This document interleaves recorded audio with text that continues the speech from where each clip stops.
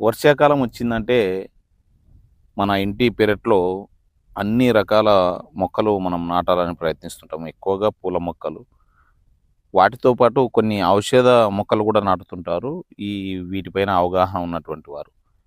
మీరు ఏ మొక్కలు నాటినా, నాటకపోయినా ఈ మొక్క మాత్రం ఖచ్చితంగా నాటుకోండి. ఇది గరిక గడ్డి మొక్క.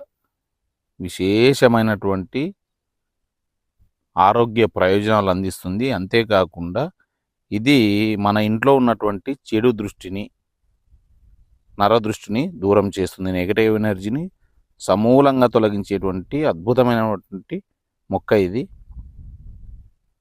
ఒక కుండీలో పెంచుకోండి. మీకు వీలైనప్పుడల్లా దీన్ని వినాయకునికి పెట్టి పూజించండి. సకల భోగభాగ్యాలు, ఆయురారోగ్యాలు ఖచ్చితంగా కలిగి తీరుతాయి.